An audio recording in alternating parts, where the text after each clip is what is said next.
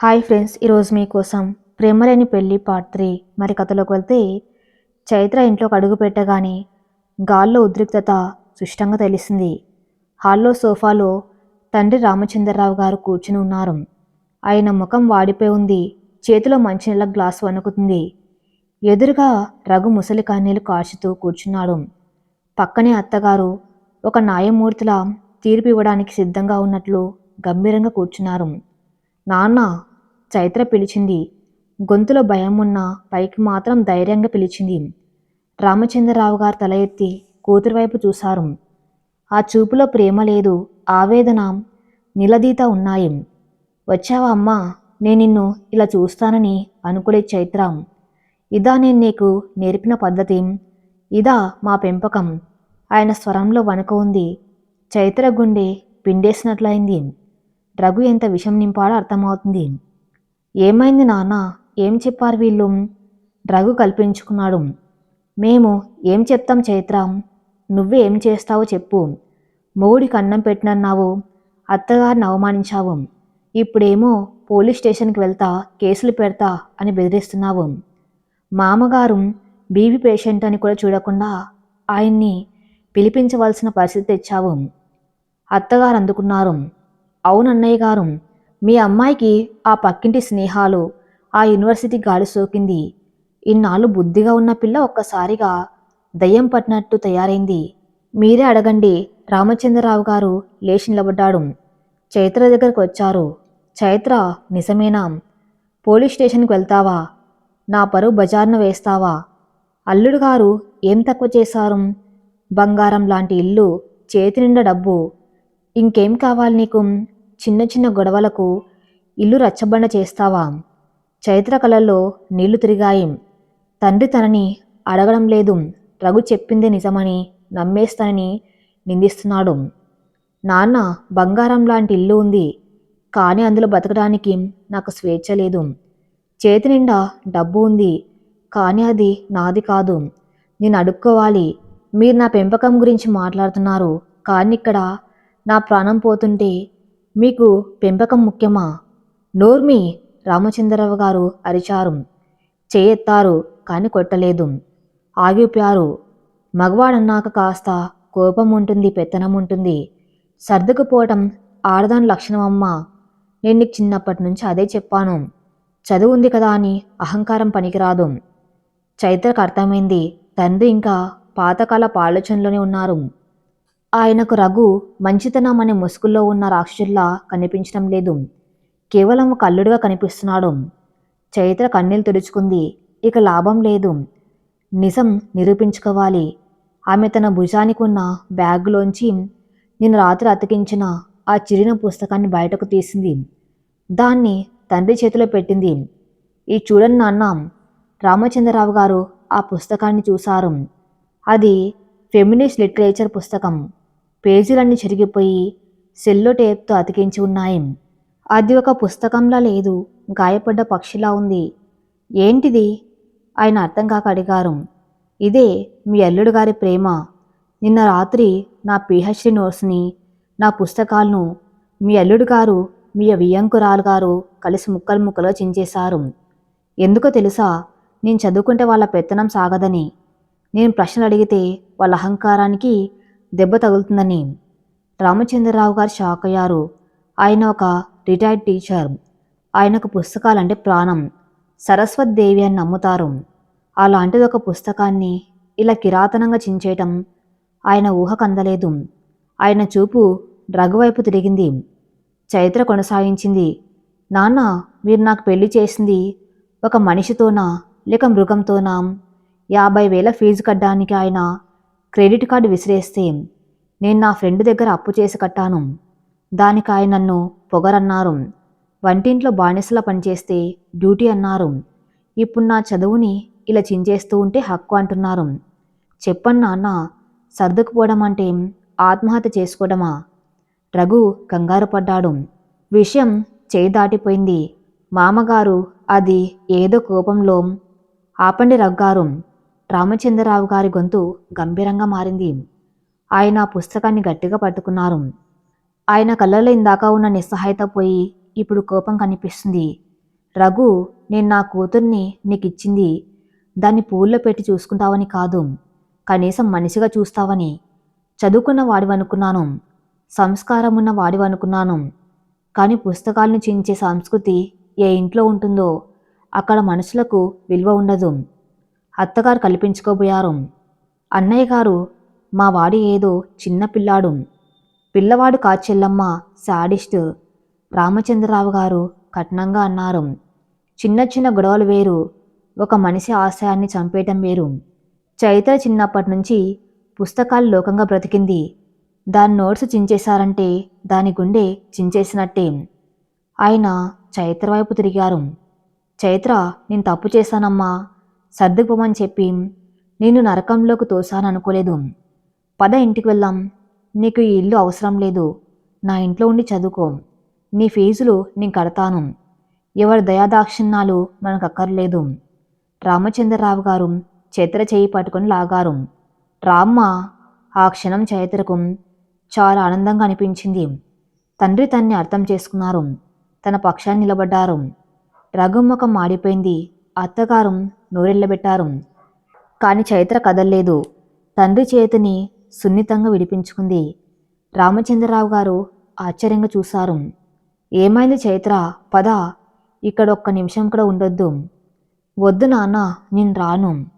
చైత్ర స్థిరంగా చెప్పింది. ఎందుకు? ఇంక వీడి మీద ప్రేమ? ప్రేమ కాదు నాన్న, పట్టుదల. ఇప్పుడు నేను మీతో వస్తే ఏమవుతుంది? భర్తతో గొడవపడి పుట్టింటికి పారిపోయిన ఆడది అని సమాజం అంటుంది. రఘు రేపు అందరికీ అదే చెప్తాడు. నేను ఓడిపోయి పారిపోయినట్లు అవుతుంది. నేను పారిపోవడానికి సిద్ధంగా లేను నాన్న. నేను ఇక్కడే ఉంటాను. పిచ్చిదానా, ఈ రాక్షసుల మధ్య ఎలా ఉంటావు? రాక్షసుల మధ్య ఉంటూనే నా యుద్ధం చేస్తాను నాన్న. ఇల్లు నాది కూడా. చట్ట ప్రకారం నాకు హక్కుంది. నేను ఇక్కడే ఉంటాను. నా పిహెచ్డి ఇక్కడే పూర్తి చేస్తాను. నా వంట నేను చేసుకుంటాను. నా బ్రతుకు నేను బ్రతుకుతాను. కానీ రఘు భార్యగా కాదు, చైత్రగా బతుకుతాను. ఎప్పుడైతే నేను నా కాళ్ళ మీద నిలబడతాను అప్పుడు తలెత్తుకుని ఈ గడప దాటుతాను. అంతేకాని భయపడి పారిపోను. చైత్ర మాటల్లో ఆత్మవిశ్వాసం చూసి రామచంద్రరావు గారు నివ్వెరపోయారు. తన చిట్టి తల్లి ఇంత ఎదిగిపోయిందా? ఇంత ధైర్యం ఎక్కడి నుంచి వచ్చింది? ఆయన కళ్ళల్లో నీళ్లు తిరిగాయి. ఈసారి ఆనంద బాష్పాలు. శభాష్ చైత్ర, ఇది నా పెంపకం అంటే. నీకు తోడుగా నేనుంటాను. ఎప్పుడు ఏ అవసరం వచ్చినా ఈ నాన్న ఉన్నాడు. ఆయన జోబులోంచి ఒక చెక్ తీసి రఘు టీపాయ్ మీద పెట్టాడు. రఘుగారు, నా కూతురు మీ ఇంట్లో ఉంటున్నందుకు మెయింటెనెన్స్ ఖర్చులు అనుకోండి. దాని చదువుకి తిండికి మాకు మీ డబ్బు అక్కర్లేదు.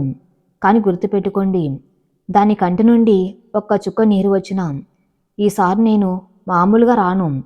ఒక తండ్రిగా వస్తాను. అప్పుడు కోర్టులు, కేసులు అన్నీ చూసుకున్నాం. రామచంద్రరావు గారు చైత్రను నుదుటి మీద ముద్దు పెట్టుకుని రొమ్ము విరుచుకుని దర్జాగా బయటకు వెళ్ళిపోయారు. హాల్లో రఘు, అత్తగారు, చైత్ర మిగిలారు. కానీ ఇప్పుడు సీన్ మారింది. ఇందాక బాతురాలుగా ఉన్న చైత్ర ఇప్పుడు విజేతలా నిలబడింది. రఘు తలదించుకున్నాడు. తన చివరి అస్త్రం కూడా బెడిసి కొట్టింది. మామగారు తన పక్షాన ఉంటారనుకుంటే కూతురికి అండగా నిలబడ్డారు. చైత్ర ఆ టేబుల్ మీద ఉన్న పుస్తకాన్ని తీసుకుంది. ఇకనైనా అర్థమైందా రఘు? నేను ఒంటరిదాన్ని కాదు. నా వెనక నా తండ్రి ఉన్నాడు. చట్టం ఉంది. అన్నిటికంటే మించి నా ధైర్యం ఉంది. ఇకనైనా మనిషిలా ప్రవర్తించండి, లేకపోతే ఈ ఇంట్లో మీకు చోటు ఉండదు అని చెప్పి తన గదిలోకి వెళ్ళిపోయింది. రఘు సోఫాలో కూలబడిపోయాడు. అత్తగారు భయంగా, రఘు, ఇదెక్కడ గొడవరా? అది మన నెత్తి మీద కూర్చుంది అని గొనిగాడు. నువ్వు కాసేపు ఆగుతావమ్మా, రఘు అరిచాడు. అతని అహంకారం ముక్కలైంది. భార్యను కంట్రోల్ చేయలేకపోవడం అతను కూటమిలా అనిపించింది. రాత్రి 9 గంటలు. University hostel. శ్రీ ఒక చిన్న గెస్ట్ రూమ్లో కూర్చుని ఉంది. అది చాలా చిన్న గది. ఒక మంచం, ఒక చిన్న టేబుల్ మాత్రమే ఉన్నాయి. ఏసీ లేదు. ఫ్యాన్ శబ్దం చేస్తుంది. కానీ శ్రీకి ఆ గది స్వర్గంలో అనిపించింది. ఎందుకంటే అక్కడ ఆంక్షలు లేవు. టేబుల్ మీద ల్యాప్టాప్ తెరిచి ఉంది. కర్సర్ బ్లింక్ అవుతుంది. శ్రీ మనసులో ఎన్నో ఆలోచనలు. అర్జున్ గుర్తొస్తున్నాడు. అతని కోపం, బాధ, ప్రేమ అన్నీ గుర్తొస్తున్నాయి. రిషి సాయంత్రం వచ్చి భోజనం తీసుకొచ్చి ఇచ్చాడు. రాయడం ఆపకండి శ్రీ, పెయిన్ ఈజ్ ద బెస్టింగ్ అని చెప్పాడు. శ్రీ కళ్ళు మూసుకుంది. చైత్ర చెప్పిన మాటలు గుర్తుకొచ్చాయి. పగిలిన మనసును అతికించుకోవాలి. ఆమె కళ్ళు తెరిచింది. వేగంగా టైప్ చేయడం మొదలుపెట్టింది. ఆమె కొత్త నవల పేరు పంజరంలో పక్షులు. మొదటి వాక్యం రాసింది. కొన్ని ప్రేమలు గూడులా కనిపిస్తాయి, కానీ లోపలికి వెళ్ళాకే తెలుస్తుంది అవి ఇసుక సంఖ్యలు అని. స్వేచ్ఛ లేని ప్రేమ, ప్రాణం లేని శరీరం ఒక్కటే. ఆమె టైప్ చేస్తుంటే కళ్ళ నుండి కారిన నీరు కీబోర్డ్ మీద పడింది. కానీ ఆమె ఆపలేదు. ఆ రాత్రి శ్రీ తన బాధను అక్షరాలుగా మారుస్తుంది. అర్జున్ని మర్చిపోవడానికి కాదు, తన్ని తాను గుర్తు చేసుకోవడానికి. అర్ధరాత్రి 12 గంటలు. చైత్ర తన గదిలో చదువుకుంటుంది. శ్రీ హాస్టల్ గదిలో రాసుకుంటుంది. ఇద్దరు వేర్వేరు చోట్ల ఉన్నారు, కానీ ఇద్దరు ఒకే పని చేస్తున్నారు. తమ జీవితాలను పునర్విర్ణించుకుంటున్నారు. ఒక చదువుతో, మరొక రాతతో. రఘు మాత్రం నిద్ర పట్టక అటు ఇటు తిరుగుతున్నాడు. అతనిలో ప్రతీకార వాంఛ రగులుతుంది. నన్ను ఓడిస్తావా చైత్ర, చూద్దాం. రేపు నీకు ఇంకో రకమైన నరకం చూపిస్తాను అని మనసులో కుట్రలు పన్నుతున్నాడు. అర్జున్ హైదరాబాద్లోని తన ఫ్లాట్లో చీకట్లో కూర్చుని మద్యం తాగుతున్నాడు. శ్రీ లేని ఇల్లు అతనికి బోసిపోయినట్లుంది. అతని ఇగో అతన్ని శ్రీ దగ్గరకు వెళ్ళనివ్వటం లేదు. ప్రేమ ఆమెను మర్చిపోనివ్వటం లేదు. హైదరాబాద్ సెంట్రల్ యూనివర్సిటీ, ఉదయం 10 గంటలు. క్యాంటీన్లోని ఓ మూల టేబుల్ దగ్గర రిషి, శ్రీ కూర్చుని ఉన్నారు. శ్రీ కళ్ళు ఉబ్బి ఉన్నాయి. నిద్రలేం సుష్టంగా కనిపిస్తుంది. కానీ ఆ ముఖంలో ఒక వింత తృప్తి ఉంది. తన ముందున్న ల్యాప్టాప్ను రిషి వైపు తిప్పింది. రాత్రంతా కూర్చొని రాసాను రిషి. మొదటి 3 చాప్టర్లు పూర్తయ్యాయి. ఒకసారి చదివి ఎలా ఉందో చెప్పు. శ్రీ గొంతులో చిన్న ఆందోళన. తన మనసుని కాగితం మీద పెట్టినప్పుడు దాన్ని ఎదుటివారు ఎలా స్వీకరిస్తారో అనే భయం సహజం. రిషి ల్యాప్టాప్ దగ్గరకు తీసుకెళ్లాడు. చదవటం మొదలుపెట్టాడు. శ్రీ అతని ముఖ కవలికలను గమనిస్తుంది. 10 నిమిషాలు, 20 నిమిషాలు. రిషి కళ్ళు స్క్రీన్ మీదే ఉన్నాయి. అతని ముఖంలో నవ్వు లేదు. ఒక రకమైన సిన్సియర్నెస్ ఉంది. చివరికి రిషి తల పైకెత్తాడు. దీర్ఘంగా ఊపిరి వదిలాడు. శ్రీ, బాగులేదా? శ్రీ కంగారుగా అడిగింది. బాగులేదు అనడం చిన్న మాట అవుతుంది శ్రీ. ఇది అద్భుతం. చాలా బాగుంది. నిజాయితీ ఉంది. ప్రేమ పేరుతో జరిగే మానసిక హింసని ఇంత బాగా ఎవరు రాయలేరేమో. చదువుతూ ఉంటే అర్జున్ మీద కోపం రావటం లేదు. ఆ వ్యవస్థ మీద కోపం వస్తుంది. ఇది ఖచ్చితంగా పబ్లిష్ అవ్వాలి. శ్రీ కళలో మెరుపు. నిజంగానా రిషి? నేనేదో నా బాధ తగ్గించుకోవడానికి రాసానంతే. బాధలో నుంచే గొప్ప కళ పుడుతుంది శ్రీ. మా ప్రొఫెసర్ గారికి తెలిసిన ఒక మంచి పబ్లిషర్ ఉన్నారు, సాహితీ పబ్లికేషన్స్. వాళ్ళు కొత్త రక్తాన్ని ప్రోత్సహిస్తారు. నేను ఈరోజే ఆయనతో మాట్లాడతాను. నీ కథ ప్రపంచానికి తెలియాలి. ఎంతోమంది అమ్మాయిలకి ఇది కనెక్ట్ అవుతుంది. ఆ క్షణం శ్రీ కనిపించింది. అర్జున్ వెళ్ళిపోవడంతో తన ప్రపంచం చీకటి అయిపోలేదు, ఒక కొత్త ద్వారం తెరుచుకుంది అని. ప్రేమలో ఓడిపోయినా జీవితంలో గెలవచ్చని ఒక ఆశ చిగురించింది. అదే సమయం చైత్ర అపార్ట్మెంట్ కాంప్లెక్స్. రఘు ఆఫీస్కు వెళ్ళలేదు. ఈరోజు అతనికి వేరే పని ఉంది. అపార్ట్మెంట్ గేట్ దగ్గర 4 ఆంటీలు కూర్చుని కబుర్లు చెప్పుకుంటూ ఉన్నారు. అందులో ఆ కాలనీ ప్రెసిడెంట్ భార్య సుగుణమ్మ గారు ఉన్నారు. ఆవిడ కాలనీలో జరిగే ప్రతి విషయం మీద ఆసక్తి ఎక్కువే. రఘు చాలా దీనంగా ముఖం పెట్టుకుని వాళ్ళ దగ్గరికి వెళ్ళాడు. నమస్తే సుగుణమ్మ గారు అన్నాడు వినయంగా. నమస్తే బాబు, ఏంటి రోజు ఆఫీస్కి వెళ్ళలేదా? సుగుణమ్మ ఆరాగా అడిగింది. రఘు నిట్టూర్చాడు. ఎక్కడ వెళ్తాంలేండి, ఇంట్లో పరిస్థితులు బాగోలేక సెలవు పెట్టాను. మా ఆవిడ చైత్ర గారి గొడవలతోనే సరిపోతుంది. అందరి చెవులు నిక్కబొడుచుకున్నాయి. ఏమైంది బాబు, అంత మంచి అమ్మాయి కదా? మంచితనమేనండి, కానీ మధ్య కాలేజ్ అని వెళ్తుంది కదా, అక్కడెవరు కొత్త ఫ్రెండ్స్ పరిచయం అయ్యారట. రాత్రులు ఇంటికి రావటం లేదు, వచ్చినా సరిగ్గా మాట్లాడడం లేదు. మొన్న ఒక అబ్బాయి ఎవరో కారులో డ్రాప్ చేశారట. అడిగితే నా మీద అరుస్తుంది. ఏం చేయాలో అర్థం కావటం లేదు. పెద్ద కుటుంబం నుండి వచ్చాను, పరువు పోతుందని భయంగా ఉంది. రఘు మాటలు వినగానే ఆ 4 ఆడవాళ్ళు ముక్కున వేలేసుకున్నారు. అయ్యో, ఎంత ఘోరం! పెళ్ళైన ఆడది మొగుడంత అందంగా ఆస్తిపరుడు అయి ఉండి కూడా బయట తిరగడమేంటి? అదేనే ఈ కాలం పిల్లలకు చదువు పేరుతో బలుపు ఎక్కువైంది. అందుకే బాబు ఆడవాళ్ళకి మరీ అంత స్వేచ్ఛ ఇవ్వకూడదు. రఘు మనసులో వికటంగా నవ్వుకున్నాడు. బాణం సూటిగా తగిలింది. చైత్రను ఆర్థికంగా దెబ్బతీయలేకపోయాడు. కుటుంబం ద్వారా లొంగదీసుకోలేకపోయాడు. ఇప్పుడు ఆమె శీలం మీద మచ్చ వేస్తే ఆ అవమానాన్ని తట్టుకోలేక తల వంచుకుని తన కాళ్ళ దగ్గరకు వస్తుందని అతని ప్లాను. దయచేసి మీరేం అనుకోకండి.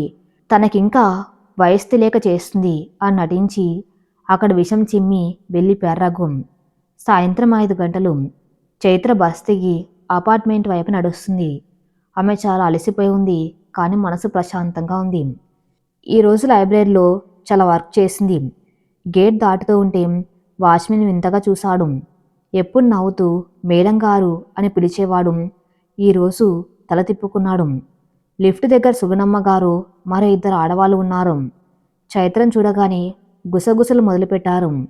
నమస్తే ఆంటీ, చైత్ర పలకరించింది. సుగుణమ్మ గారు ముఖం చిట్లించారు. నమస్తే లేమ్మా, ఏంటి మధ్య చాలా బిజీ అయిపోయావు? కాలేజీలో చదువుతున్నావా లేక ఇంకేమైనా చేస్తున్నావా? ఆ మాటలోని వ్యంగం చైత్రకు అర్థమైంది. పిహెచ్డి చేస్తున్నానంటీ, పని ఎక్కువగా ఉంటుంది అంది చైత్ర.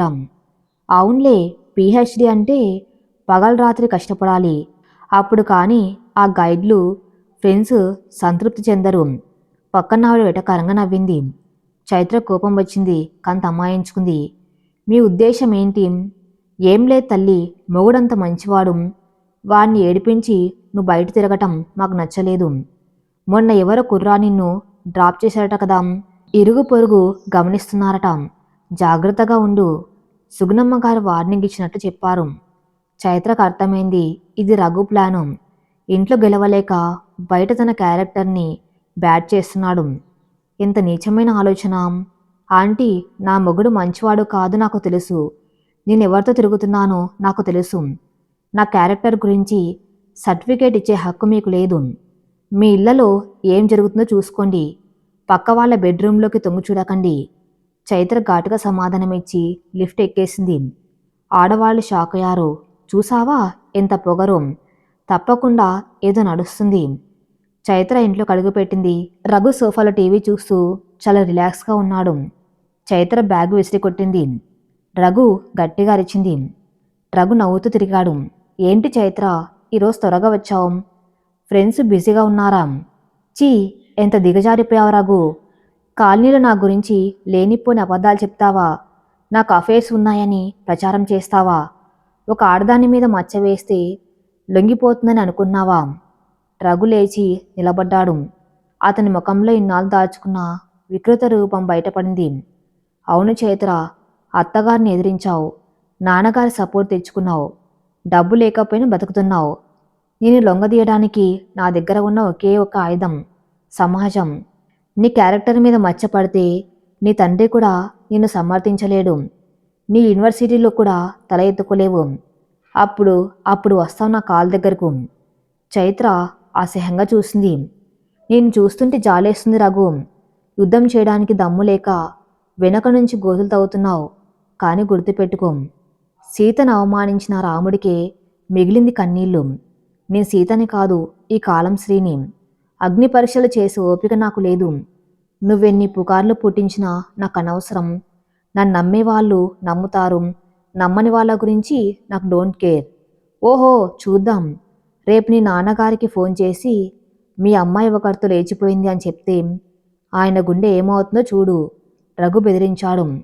చైత్ర ఒక్క అడుగు ముందుకు వేసింది. ఆ పని చేయండి రఘు, ఖచ్చితంగా చేయండి. కానీ ఒక్కటి గుర్తుపెట్టుకోండి, ఆ మరుక్షణం గృహహింస కేసుతో పాటు పరువు నష్టం దావా కూడా వేస్తాను. నా దగ్గర ప్రూఫ్స్ ఉన్నాయి. ఇందాక లిఫ్ట్ దగ్గర ఆ ఆంటీలు మాట్లాడిన మాటలు రికార్డ్ చేశాను. వాళ్ళు చెప్పారు మీ ఆయన చెప్పారు అని. అది కోర్టులో ప్లే చేస్తే మీ పరువు ఏమవుతుందో ఆలోచించుకోండి. రఘు షాక్ అయ్యాడు. చైత్ర ఇంత అడ్వాన్స్గా ఆలోచిస్తుందని అతను ఊహించలేదు. రికార్డింగ్ ఉందా, నిజంగానే ఉందా లేక బెదిరిస్తుందా, కానీ రిస్క్ తీసుకోలేడు. నువ్వు రాక్షసుడు చైత్ర. రఘు పళ్ళు కొరికాడు. కాదు రఘు, నేను సర్వేవర్ని. నన్ను రాక్షసిగా మార్చింది మీరే. ఇకనైనా ఈ నీచమైన పనులు మానుకోండి, లేకపోతే ఈ ఇంటి గోడలు బద్దలయ్యేలా నా నిజ స్వరూపం చూపిస్తాను అని వార్నింగ్ ఇచ్చి చైత్ర తన గదిలోకి వెళ్ళిపోయింది. గదిలోకి వెళ్ళాక చైత్ర తలుపు వేసుకుని అద్దంలో తన్ని తాను చూసుకుంది. బయటకు ధైర్యంగా ఉన్న లోపల వణుకు పుడుతుంది. తన మీద ఇలాంటి నిందలు పడుతూ ఉంటే ఏ ఆడదానికైనా బాధగానే ఉంటుంది.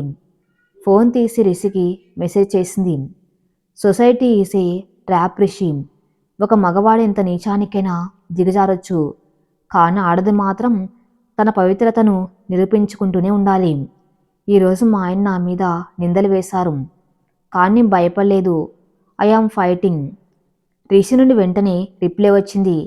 నిప్పుని ఎవరు మల్లం చేయలేదు చైత్ర, నువ్వు నిప్పువి. Let them bark. నీ ఫోకస్ నీ లక్ష్యం మీద పెట్టు. By the way, good news. Publisher Murthy గారు రేపు శ్రీని కలవమన్నారు. ఆ గుడ్ న్యూస్ చైత్ర ముఖంలో చిరునవ్వు తెప్పించింది. తన యుద్ధం ఎలా ఉన్నా శ్రీ గెలుస్తుందన్న ఆశ ఆమెకు బలాన్నిచ్చింది. మరుసటి రోజు ఉదయం సాహితీ పబ్లికేషన్స్ ఆఫీస్. శ్రీ, రిషి, చైత్ర ముగ్గురు వెయిటింగ్ రూమ్లో కూర్చున్నారు. శ్రీ చేతులు చల్లబడిపోయాయి. టెన్షన్. రిషి, ఆయనకు నచ్చకపోతే నచ్చుతుంది శ్రీ, నమ్మకముంచు. రిషి ధైర్యం చెప్పాడు. లోపలికి పిలిచారు. పబ్లిషర్ మూర్తిగారు పెద్ద ఆయన, తెల్ల జుట్టు, మందపాటి కళ్ళజోడు. రండి కూర్చోండి, ఆయన గంభీరంగా అన్నారు. శ్రీ భయంగా కూర్చుంది. మూర్తిగారు శ్రీ రాసిన పేపర్స్ వైపు చూశారు. అమ్మాయి, నిన్న రాత్రి రిషి పంపిన సాఫ్ట్ కాపీ చదివాను. నీ వయసుకి మించిన అనుభవం నీ రాతలో కనిపించింది. శ్రీ ఊపిరి బిగపట్టింది. కానీ మూర్తిగా ఆగిపోయారు. శ్రీ గుండె ఆగినంత పనైంది. కానీ ఇది చాలా వివాదాస్పదంగా ఉంటుంది. పెళ్లిని సాంప్రదాయాలను నువ్వు చాలా కఠినంగా ప్రశ్నించావు. సమాజం దీన్ని స్వీకరిస్తుందా అని నా డౌటు. శ్రీ తలదించుకుంది. మళ్ళీ అదే సమాజం, మళ్ళీ అదే భయం. అప్పుడు చైత్ర కల్పించుకుంది. సమాజం అంటే ఎవరు? మనమే కదా. ఇన్నాళ్ళు మగవాళ్ళు రాసిన నియమాలను ఆడవాళ్ళు చదివారు. ఇప్పుడు ఒక ఆడది తన బాధను రాస్తే దాన్ని చదవడానికి భయపడే సమాజం ఉంటే ఆ సమాజాన్ని మార్చవలసిన బాధ్యత సాహిత్యం మీద ఉంది కదా. మీరు పబ్లిష్ చేయకపోతే ఈ నిప్పు ఆరిపోతుంది సార్. మూర్తిగారు చైత్ర వైపు ఆశ్చర్యంగా చూశారు. ఆ తర్వాత శ్రీ వైపు చూశారు. శ్రీ కళ్ళల్లోని ఆర్తిని చూశారు. ఆయన చిన్నగా నవ్వారు. బాగా అడిగా అమ్మాయి. నిజమే, సాహిత్యం సమాజాన్ని మార్చాలి, కానీ సమాజానికి భయపడకూడదు. సరే, నేను ఈ నవలను పబ్లిష్ చేస్తాను. వచ్చే నెల బుక్ ఫెయిర్లో దీన్ని రిలీజ్ చేద్దాం. శ్రీకి తన చెవులను తానే నమ్మలేకపోయింది. కళ్ళల్లో నీళ్లు తిరిగాయి. Thank you sir, thank you so much. బయటకు వచ్చాక ముగ్గురు చిన్న పిల్లల గెంతులు వేశారు. పార్టీ చేసుకోవాలి అరిచారు రిషి. డెఫినెట్గా అంది చైత్ర. కానీ శ్రీ మనసులో మాత్రం ఒక ఆలోచన మెదిలింది. ఈ విజయాన్ని పంచుకోవడానికి అర్జున్ లేడు. తన ప్రతి చిన్న సంతోషాన్ని అర్జున్తో పంచుకునేది. ఇప్పుడు ఇంత పెద్ద విజయం వచ్చినా అది అసంపూర్ణంగానే అనిపిస్తుంది. అప్పుడే శ్రీ ఫోన్ మోగింది. Unknown number. హలో. శ్రీ అవతల వైపు అర్జున్ గొంతు. తాగి ఉన్నట్లుంది, బొంగురుపోయింది. అర్జున్. శ్రీ గుండె వేగంగా కొట్టుకుంటుంది. కంగ్రాట్స్ శ్రీ. రిషి స్టేటస్ చూశాను. నీ బుక్ పబ్లిష్ అవుతుందట కదా. గెలిచావు. ఫైనల్గా నీ స్వేచ్ఛ గెలిచింది. కానీ నేను ఓడిపోయాను. మా అమ్మ సీరియస్గా ఉంది. బహుశా ఇక బతకదేమో.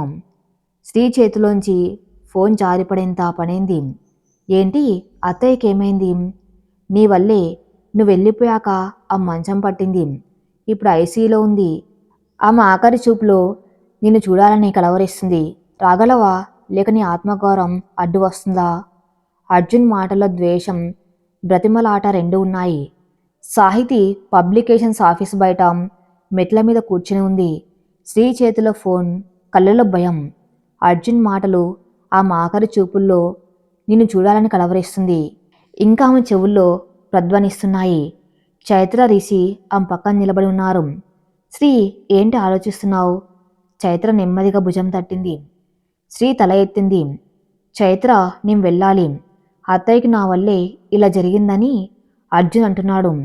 ఒకవేళ ఆవిడకి ఏమైనా జరిగితే ఆ పాపం నన్ను జీవితాంతం వెంటాడుతుంది. నా స్వేచ్ఛ కోసం ఒక మనిషి ప్రాణం పోవడం నాకు ఇష్టం లేదు. చైత్ర ఆందోళనగా అంది. కానీ శ్రీ, ఇది మళ్ళీ ఎమోషనల్ బ్లాక్మెయిల్ అయితే నువ్వు అక్కడికి వెళ్ళాక నువ్వు తాళి కట్టుకుంటేనే ఆవిడ కోలుకుంటుంది అని వాళ్ళు షరతు పెడితే ఏం చేస్తావు? శ్రీ మౌనంగా ఉండిపోయింది. అదే ఆమె భయం కూడా. రిషి కల్పించుకున్నాడు. చైత్ర చెప్పింది నిజమే శ్రీ, కానీ ఇప్పుడు నువ్వు వెళ్ళకపోతే ఆ గిల్ట్ నిన్ను చంపేస్తుంది. నా సలహా ఏమంటే వెళ్ళు, కానీ ఈసారి కాబోయే కోడలుగా వెళ్ళకు. ఒక మనిషిగా వెళ్ళు, ఒక స్నేహితురాలిగా వెళ్ళు. నీ బౌండరీస్ ఏంటో నీ మనసులో ఇష్టంగా గీసుకో. వాళ్ళు ఏమడిగినా నీ ఆత్మగౌరవాన్ని తాకట్టు పెట్టకు. శ్రీ లేచి నిలబడింది. రిషి మాటలు ఆమెకు దిశను చూపించాయి. అవును రిషి, నేను వెళ్తాను, కానీ భయంతో కాదు, బాధతో వెళ్తాను. నా నిర్ణయం మారదు అని వాళ్ళకు స్పష్టంగా చెప్పి వస్తాను. నేను నీతో రానా? చైత్ర అడిగింది. వద్దు చైత్ర, ఇది నా యుద్ధం. నేను ఒక్కదాన్ని ఎదుర్కోవాలి. అయినా నీ ఇంట్లో పరిస్థితులు బాగులేదు. నువ్వక్కడ ఉండు, నేను వెనక్కి వస్తాను, ఖచ్చితంగా వస్తాను అని శ్రీ ధైర్యంగా చెప్పి క్యాబ్ బుక్ చేసుకుంది. రాత్రి 8 గంటలు. భీమవరంలోని ఒక ప్రైవేటు హాస్పిటల్ కారిడార్లో ఐసీయూ బయట అర్జున్ తల పట్టుకుని కూర్చుని ఉన్నాడు. పక్కనే రామయ్య గారు దిగులుగా గోడ కానుకొని ఉన్నారు. బంధువులు కొందరు గుసగుసలాడుతున్నారు. శ్రీ ఆసుపత్రిలోకి అడుగుపెట్టింది. ఆమె రాకను అందరూ గమనించారు. గుసగుసలు పెరిగాయి. అదిగో మహాతల్లి వచ్చింది. దీనివల్లే పార్వతమ్మ మంచం ఎక్కింది. సిగ్గు లేకుండా మళ్ళీ ఎలా వచ్చిందో. శ్రీ ఆ మాటలను వినిపించుకున్నట్లే నడిచింది. ఆమె నేరుగా అర్జున్ దగ్గరకు వెళ్ళింది. అర్జున్, అత్తయ్య ఎలా ఉన్నారు? అర్జున్ తల ఎత్తి చూశారు. అతని కళ్ళు నిద్రలేక ఏడ్చి ఏడ్చి ఎర్రగా ఉన్నాయి. శ్రీని చూడగానే అతనిలోని ఒక రకమైన ఆవేశం వచ్చింది. లేచి నిలబడ్డారు. ఇప్పుడు గుర్తొచ్చిందా శ్రీ? మా అమ్మ చావు బతుకుల్లో ఉంటే ఇప్పుడు వచ్చావా? నీ పుస్తకాలు, నీ పబ్లిషర్లు, నీ స్వేచ్ఛ, ఇవే కదా నీకు ముఖ్యం. అర్జున్, గొడవ పడ్డానికి సమయం కాదు. ఆవిడ ఎలా ఉందో చెప్పు. శ్రీ నిబ్బరంగా అడిగింది. రామయ్య గారు ముందుకొచ్చారు. నువ్వు రాకముందు బాగుండేది, నువ్వు వచ్చాక మా ఇల్లు శ్మశానమైంది. ఎందుకు వచ్చావు తల్లి? నా కొడుకు జీవితం నాశనం చేసిన చాలదా? మా ఆవిడ ప్రాణం కూడా తీస్తావా? శ్రీకి ఏడుపు తన్నుకొచ్చింది. కంత అమ్మాయించుకుంది. అంకుల్, నేను అత్తయ్యని చూడ్డానికి వచ్చాను. ఆమెను చూసి వెళ్ళిపోతాను, అంతే తప్ప గొడవలు పెట్టుకోవడానికి రాలేదు. అప్పుడే డాక్టర్ బయటకు వచ్చారు. అర్జున్ గారు, పేషెంట్ స్పృహలోకి వచ్చారు. శ్రీ అంటే ఎవరు? ఆవిడ పేరు కలవరిస్తున్నారు.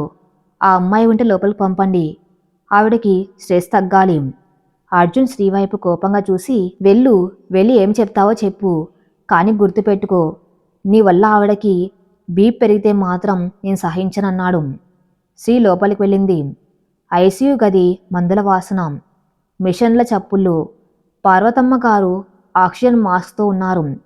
కళ్ళు మూసుకుని ఉన్నారు. శ్రీ నెమ్మదిగా దగ్గరికి వెళ్ళి ఆయన చేతిని తాకింది. అత్తయ్య.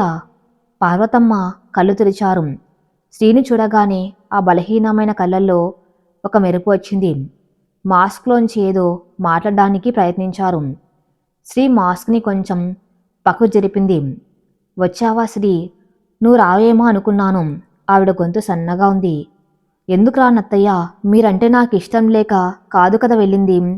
శ్రీ కన్నీళ్లతో అంది. శ్రీ, నా టైం అయిపోయిందనిపిస్తుంది. నేను బ్రతికిన చచ్చినా నా కొడుకు సంతోషంగా ఉండాలి. వాడికి నువ్వంటే పిచ్చి. వాడు నిన్ను మర్చిపోలేడు. నా మీద దయ ఉంచి వాడిని పెళ్లి చేసుకోవా? ఈ ముసల్దాని చివరి కోరిక తీర్చవా? ఆ మాట వినగానే శ్రీ గుండె బరువెక్కింది. మళ్ళీ అదే ప్రశ్న, అదే బంధనం. అత్తయ్య, మీరు త్వరగా కోలుకుంటారు. ఇలాంటి మాటలు మాట్లాడకండి. మాట దాటవేయకు శ్రీ. నాకు మాట ఇవ్వు. అర్జున్ని వదిలి వెళ్ళనని ప్రమాణం చెయ్యి. పార్వతమ్మ శ్రీ చేతిని గట్టిగా పట్టుకున్నారు. ఆ పట్టులో విపరీతమైన ఒత్తిడి ఉంది. శ్రీకి ఊపిరాడలేదు. ఒక పక్క ఆవిడ ప్రాణం, మరో పక్క తన జీవితం. అబద్ధం చెప్పి ఆవిడ్ను సంతోషపెట్టాలా, లేక నిజం చెప్పి ఆవిడ్ను బాధ పెట్టాలా? శ్రీ ఆవిడ చేతిని తన 2 చేతుల్లోకి తీసుకుంది. అత్తయ్య, నేను అర్జున్ని ప్రేమిస్తున్నాను. కానీ పెళ్ళనేది మా ఇద్దరి మధ్య జరిగే ఒప్పందం కాదు. అదొక జీవితకాల ప్రయాణం. నేనిప్పుడు మీ ఆరోగ్యం కోసం సరే అని మాట ఇస్తే అది మీ కొడుకును మోసం చేసినట్లు అవుతుంది. ప్రేమ జాలిగా మారకూడదు అత్తయ్య. మీరు కోలుకోవాలి. మీకోసం, మీ కొడుకు కోసం బ్రతకాలి. నా పెళ్లి గురించి ఆలోచించి మీ ఆరోగ్యం పాడు చేసుకోకండి ప్లీజ్. పార్వతమ్మ కళ్ళల్లో నీళ్లు కారాయి. ఆమె పట్టు సడలింది. నీకు నీకు నా చావు కంటే నీ పంతమే ముఖ్యమా శ్రీ? ఆ మాట చాలా సూటిగా గుచ్చుకుంది. శ్రీ తలదించుకుంది. అది పంతం కాదత్తయ్య, నా నమ్మకం, క్షమించండి. అంతలో నర్సు వచ్చి, మేడం టైం అయింది, ప్లీజ్ బయటకు వెళ్ళండి అంది. శ్రీ భారంగా బయటకు వచ్చింది. బయట అర్జున్ ఎదురు చూస్తున్నాడు. ఏమైందమ్మా, ఏం చెప్పావు? అత్తయ్య పెళ్లి గురించి అడిగారు అర్జున్. నేను చెయ్యలేనని చెప్పాను, శ్రీ నిజాయితీగా చెప్పింది. అర్జున్ ఒక్కసారిగా ఆ మీదకి రాబోయాడు. రామయ్య గారు అడ్డుపడ్డారు. చూసావారా, దాని రాతిగుండె చూసావా? అమ్మ చావు బతుకుల్లో ఉంటే కూడా దానికి దాని పిచ్చి సిద్ధాంతాలే ముఖ్యం. దీంతో మనకి వద్దురా, పంపించేయి. అర్జున్ శ్రీవైపు అసహ్యంగా చూశాడు. నువ్వు మనిషివి కాదు శ్రీ, రాక్షసివి. మా అమ్మకి ఏమైనా జరిగితే నిన్నెప్పటికీ క్షమించను. Get out, get lost from here. Sri అక్కడ నిలబడలేకపోయింది. కన్నీళ్లు వరదల పొంగిన వాటిని ఆపుకుంటూ హాస్పిటల్ బయటకు పరుగు తీసింది. బయట చీకటి, వర్షం మొదలైంది. శ్రీ వర్షంలో తడుస్తూ నడుస్తుంది. ఆ మనసులో ఘర్షణ తారాస్థాయికి చేరింది. నేను చేసింది తప్ప, ఒక ప్రాణాన్ని కాపాడడం కోసం అబద్ధం చెప్పాలా? కానీ ఆ అబద్ధం మీద పునాది వేసుకుని నేను అర్జున్తో ఎలా కాపురం చేయగలను? లేదు, నేను చేసింది రైట్. సత్యం కఠినంగా ఉంటుంది, కానీ విముక్తిని ఇస్తుంది. శ్రీకి ఇప్పుడు ఎక్కడికి వెళ్ళాలో తెలియదు. సిటీకి వెళ్ళడానికి బస్సులు ఉండవు. అప్పుడు చైత్ర మాట గుర్తుకొచ్చింది. మనం ఒంటరి కాదు. శ్రీ ఫోన్ తీసి రిషికి మెసేజ్ చేసింది. నేను నిజం చెప్పాను, వాళ్ళు నన్ను గెంటేశారు. నేను రిటర్న్ వస్తున్నాను. ఆ రాత్రి శ్రీ ఒక ప్రైవేట్ బస్సులో హైదరాబాద్ బయలుదేరింది. కిటికీలోంచి వెనక్కి వెళ్తున్న చెట్లను చూస్తూ ఉంటే ఆమె పాత జీవితం కూడా అలాగే వెనక్కి వెళ్ళిపోతున్నట్లు అనిపించింది. అర్జునిక తన వాడు కాదు. ఆ అధ్యాయం ముగిసింది. ఇప్పుడు మిగిలింది తను, తన రాత, తన భవిష్యత్తు మాత్రమే. మరుసటి రోజు ఉదయం చైత్ర ఇల్లు. చైత్ర హాల్లో కూర్చొని చదువుకుంటుంది. రఘు సోఫాలో కూర్చొని ఫోన్ మాట్లాడుతున్నాడు. అవునా, వాళ్ళా? సరే సరే, నేను చూసుకుంటాను. ఫోన్ పెట్టేసి చైత్ర వైపు చూశాడు. అతని ముఖంలో ఓ కుట్రపూరితమైన నవ్వు ఉంది. చైత్ర, నీకు శుభవార్త. చైత్ర తల ఎత్తకుండానే, నాకు శుభవార్త చెప్పే అర్హత మీకెప్పుడో పోయింది అని అంది. అలా అనకు డార్లింగ్, ఇది నీకు సంబంధించింది. మీ నాన్నగారు పంపిన చెక్ బౌన్స్ అయింది. చైత్ర ఉలిక్కిపడింది. ఏంటి? అవును, మీ నాన్నగారు ఆవేశంలో చెక్ విసిరగొట్టారు కదా. పాపం, ఆయన అకౌంట్లో బ్యాలెన్స్ ఉన్నట్లేదు. రిటైర్డ్ టీచర్ కదా, పెన్షన్ డబ్బులు ఎంత ఉంటాయి? చెక్ బౌన్స్ అవ్వడం క్రిమినల్ ఆఫీసర్స్ తెలుసు కదా. నీకు కావాలంటే మీ నాన్న మీద కేసు వేయచ్చు. చైత్ర గుండె వేగంగా కొట్టుకుంది. నాన్నకు అవమానం జరిగితే తట్టుకోలేరు. అబద్ధం చెప్పకండి. నాన్న దగ్గర సేవింగ్స్ ఉన్నాయి. ఉండొచ్చు, కానీ ఈ మధ్య ఆయన తన తమ్ముడికి అప్పు ఇచ్చారట. పాపం, ఆ విషయం నీకు చెప్పలేదనుకుంటా. ఇప్పుడు అకౌంట్ ఖాళీ. సో ఇప్పుడు చెప్పు చైత్ర, కేసు వెయ్యమంటావా, లేక నువ్వు మెట్టు దిగి వచ్చి మర్యాదగా ప్రవర్తిస్తావా? రఘు తన్ని బ్లాక్మెయిల్ చేయడానికి ఏ చిన్న అవకాశాన్ని వదలడం లేదు. ఇప్పుడు నాన్నని టార్గెట్ చేశాడు. చైత్ర లేచి నిలబడింది. కేసు వేయండి రఘు, తప్పకుండా వేయండి. కానీ చెక్ బౌన్స్ కేసు వేసే ముందు అది ఎందుకు ఇచ్చారో కూడా కోర్టుకు చెప్పాలి కదా. భార్య మెయింటెనెన్స్ కోసం మా అమ్మగారు ఇచ్చారు అని ఒప్పుకుంటారా? భార్యను పోషించలేని అసమర్థుడు అని కోర్టులో ఒప్పుకుంటారా? రఘు షాక్ అయ్యాడు. ఈ పాయింట్ అతను ఆలోచించలేదు. రెండో విషయం చైత్ర కొనసాగించింది. నాన్న అకౌంట్లో డబ్బులు లేకపోవచ్చు, కానీ నా దగ్గర ఉన్నాయి. నీ దగ్గర 50,000కే అప్పు చేసిందానివి, నీ దగ్గర లక్షలెక్కడివి? రఘు వేటకారంగా నవ్వాడు. చైత్ర తన బ్యాంకులోంచి ఒక లెటర్ తీసి టేబుల్ మీద పెట్టింది. ఇది నా స్కాలర్షిప్ శాంక్షన్ లెటర్. నెలకు 31,000 వస్తుంది. అంతేకాదు మొన్న నేను రాసిన ఒక ఆర్టికల్కి పత్రిక వాళ్ళు పారితోషికం పంపారు. ఆ డబ్బుతో నాన్న అకౌంట్లో నేనే డిపాజిట్ చేశాను. మీ చెక్ క్లియర్ అవుతుంది. Don't worry. రఘుముఖం మాడిపోయింది. చైత్రకు స్కాలర్షిప్ వచ్చిందని అతనికి తెలియదు. ఆర్థిక స్వతంత్రం వచ్చిన ఆడది ఎంత ప్రమాదకరమో అతనికి ఇప్పుడు అర్థమవుతుంది. చైత్ర ఆ లెటర్ని మళ్ళీ బ్యాగ్లో పెట్టుకుంటూ, డబ్బుతో నన్ను లొంగదీసుకోవాలనుకునే రోజులు పోయాయి రఘు.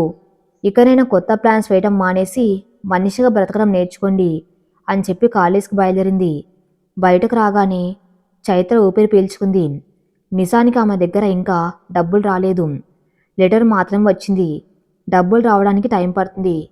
ఈలోగా శ్రీ దగ్గర అప్పు తీసుకోవాలి, లేదా తన బంగారు గాజు అమ్మాలి. కానీ రఘు ముందు మాత్రం గెలవాలి. బస్టాప్లో నిలబడి ఉండగా శ్రీ బస్సు దిగింది. శ్రీని చూడగానే చైత్ర పరుగున వెళ్ళింది. శ్రీ చాలా డల్గా ఉంది. శ్రీ శ్రీ చైత్రను చూడగానే కన్నీళ్లు పెట్టుకుంది. అంతా అయిపోయిన చైత్ర, నేను అర్జున్ని పూర్తిగా పోగొట్టుకున్నాను. చైత్ర ఆమెను హత్తుకుంది. నువ్వు అర్జున్ని పోగొట్టుకోలేదు శ్రీ, నిన్ను నువ్వు గెలిపించుకున్నావు. పద ఇంటికి వెళ్దాం. ఓ సారీ, హాస్టల్కి వెళ్దాం.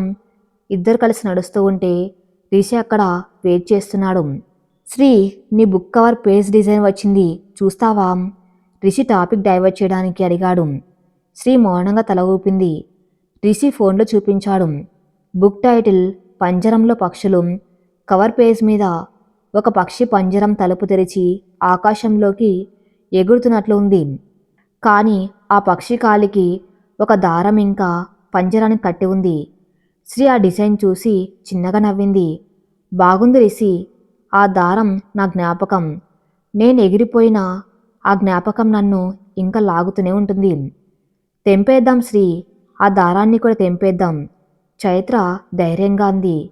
ఆ రోజు సాయంత్రం శ్రీ, చైత్ర, రిషి క్యాంటీన్లో కూర్చుని భవిష్యత్తు గురించి మాట్లాడుకుంటూ ఉన్నారు. హఠాత్తుగా టీవీలో న్యూస్ వస్తుంది. ప్రముఖ వ్యాపారవేత్త రఘురామ్ కంపెనీపై ఐటీ దాడులు అనే స్క్రోలింగ్ వస్తుంది. చైత్ర ఉలిక్కి పడింది. రఘురామ్ మా ఆయనే. రఘు ఇన్ని రోజులు చైత్ర మీద పడ్డాడు. కానీ అతని బిజినెస్లో జరిగిన మోసాలు ఇప్పుడు బయటపడుతున్నాయి.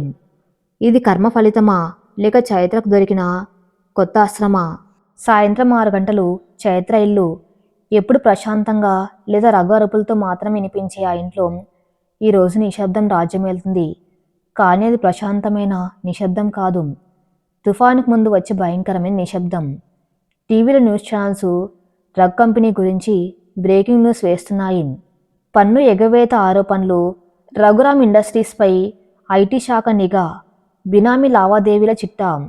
హాల్లో సోఫాలో రఘు తల పట్టుకుని కూర్చున్నాడు. అతని పక్కన 3 ఫోన్లు ఉన్నాయి. అవి నిరంతరం మోగుతూనే ఉన్నాయి. అటు లాయర్ల నుండి, ఇటు ఇన్వెస్టర్ల నుండి, మరోపక్క బయటపడిన స్నేహితుల నుండి. ఇన్నాళ్ళు నేను మోనార్క్ని అని విర్రవీగిన రఘు ఇప్పుడు ఒక భయపడిన పిల్లిలా ముడుచుకుపోయాడు.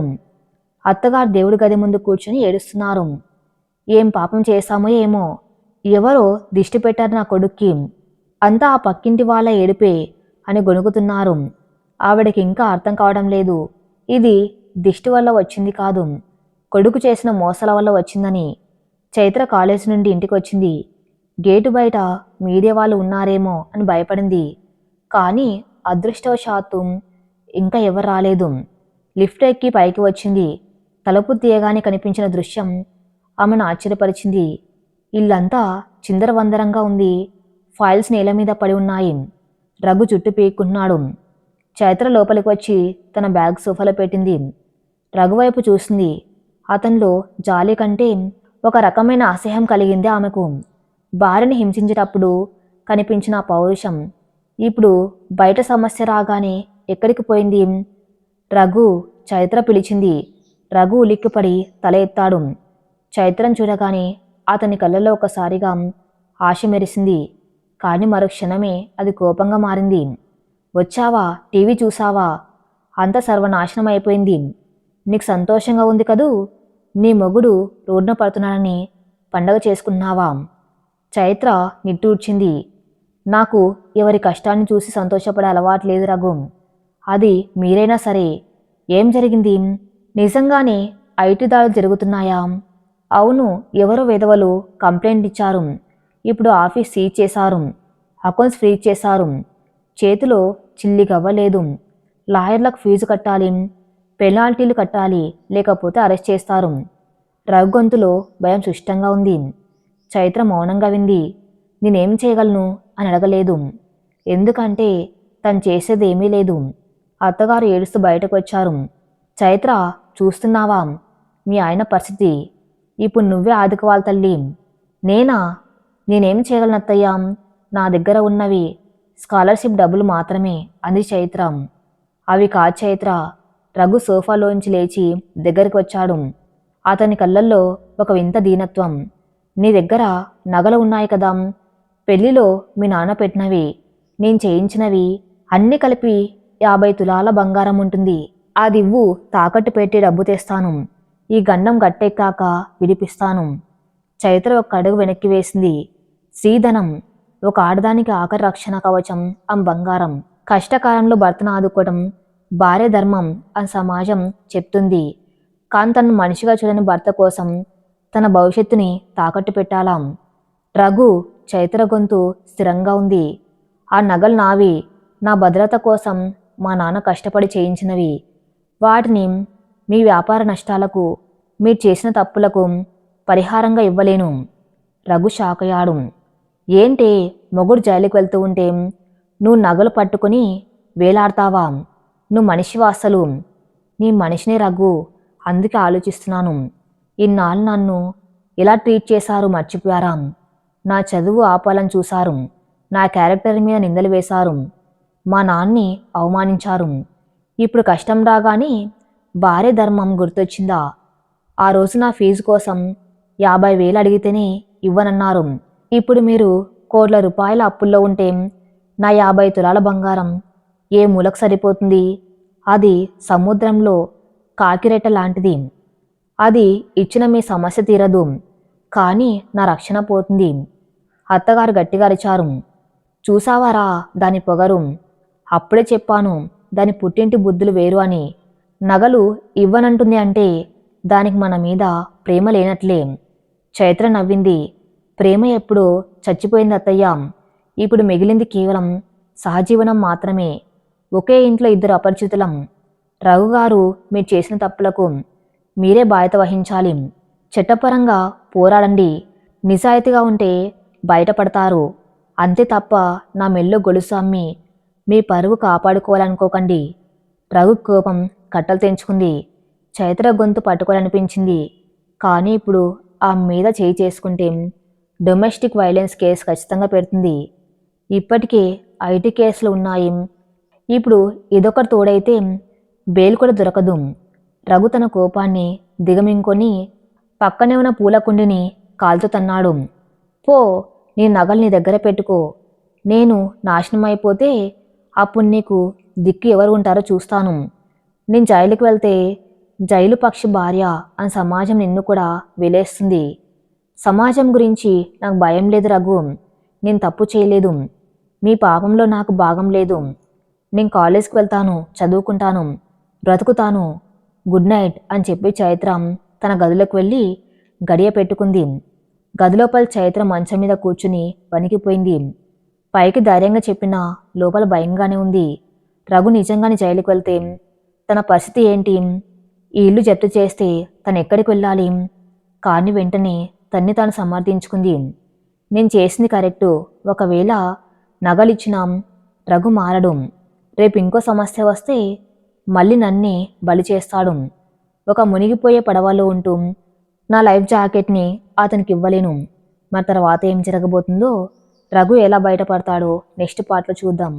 నెక్స్ట్ పార్ట్ కోసం నా ఛానల్ని ఫాలో అవుతూ ఉండండి. Thank you for listening.